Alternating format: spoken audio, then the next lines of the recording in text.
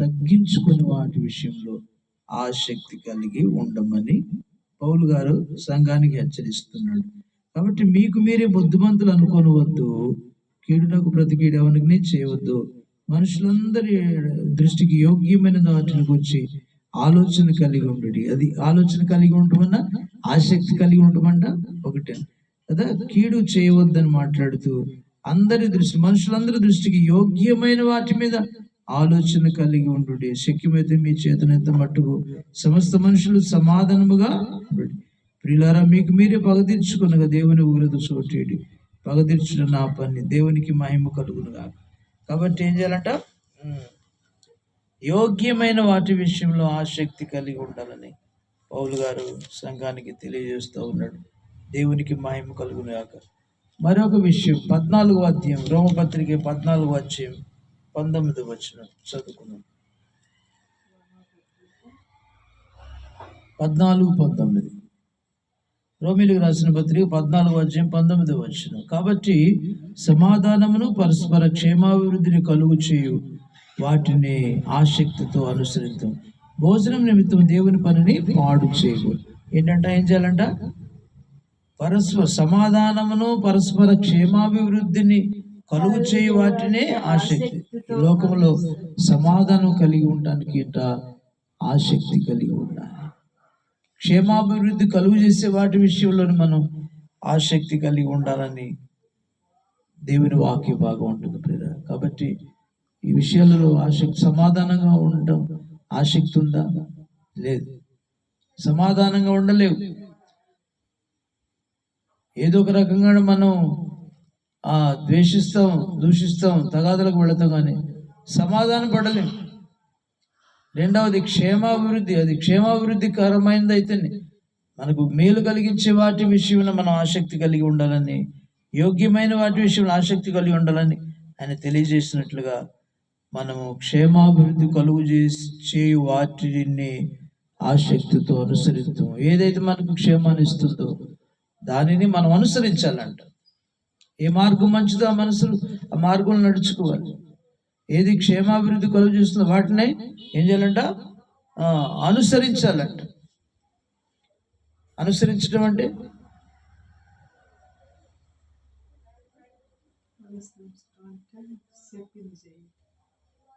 అనుసరించడం. ఆయన చేసాడు, మనం కూడా చేయాలి. అలాగే క్రీస్తు యేసునకు కలిగిన మంచి మనసు కలిగి ఉన్నాడు. నేను ఆ మంచి మనసు కలిగి ఉండాలి. పౌలు గారు అంటాడు కదా, నేను క్రీస్తుని పోలి నడుచుకున్నారు, మీరు నన్ను పోలి ఆయన అనుసరించమని. అట్లాగా మనం కూడా క్షేమాభివృద్ధి కలుగు చేసే వాటి విషయంలోనే ఆసక్తి కలిగి అనుసరించాలని దేవుని వాక్య భాగం తెలియజేస్తుంది. దేవునికి మహిమ కలుగును గాక. మరొక విషయం తెలుసుకో. 15వ అధ్యాయం రోమపత్రికలు 15వ అధ్యాయం 21వ వచనంలో ఒకసారి పరిశుద్ధాత్ముడు తెలియజేస్తున్న మాటలను మనం జ్ఞాపకం చేసుకుందాం. క్రీస్తు సువార్త పూర్ణముగా ప్రకటించి ఉన్నాను, నేనైతే మరి ఒకరిని పునాది మీద కట్టబడకుండా నిమిత్తం ఆయనను గూర్చిన సమాచారం ఏమో తెలియబడలేదు. వారు చూతులనియు వినని వారు గ్రహింతులనియు రాయబడిన ప్రకారం క్రీస్తు నామం ఎరుగని చోట్లను సువార్తను ప్రకటించవలని మిక్కిలి ఆశ గలవాడనై ఉంటిని. దేవునికి మహిమ కలుగును గాక. క్రీస్తు నామం ఎరగని చోట్ల మనం ప్రకటించాలని, ఆ ప్రకటించే విషయంలో ఆసక్తి కలిగి, సువార్త ప్రకటించే ఆసక్తి కలిగి ఉండాలని దేవుని వాక్య భాగం తెలియజేస్తున్న ప్రియులు. కాబట్టి క్రీస్తునందు ప్రియులన ఈ రోజున పరిశుద్ధాత్ముడు మనకు తెలియజేస్తున్నటువంటి అమూల్యమైన సత్యములు. ఆసక్తి కలిగి ఉన్నావా? ఆశ కలిగి ఉన్నావా? భారం బాధ్యత కలిగి ఉన్నావా? ఆలోచన కలిగి ఉన్నావా అని మాట్లాడుతుంది. ఆసక్తి ఉన్నదా? ప్రార్థించే ఆసక్తి ఉన్నదా? వాక్యము చదివే ఆసక్తి ఉన్నదా? ప్రకటించే ఆసక్తి ఉన్నదా? లేదా? ఈరోజున ప్రశ్న వేసుకోమంటున్నాడు. క్రీస్తు సువార్తను ప్రకటించే ఆసక్తి కలిగి ఉన్నావా?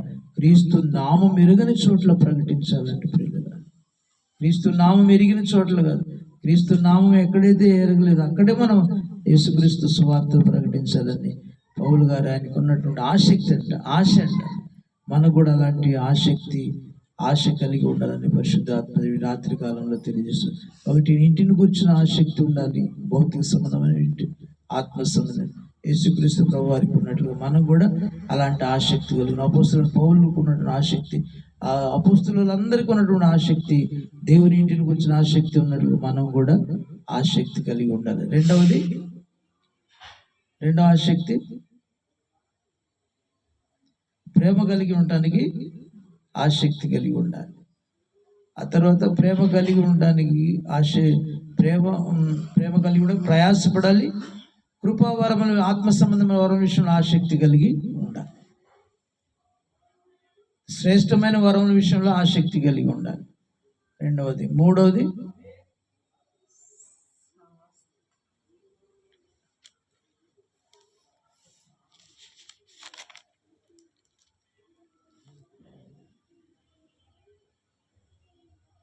ఏం చెప్పానమ్మా? మూడోది వింటేగా తల్లు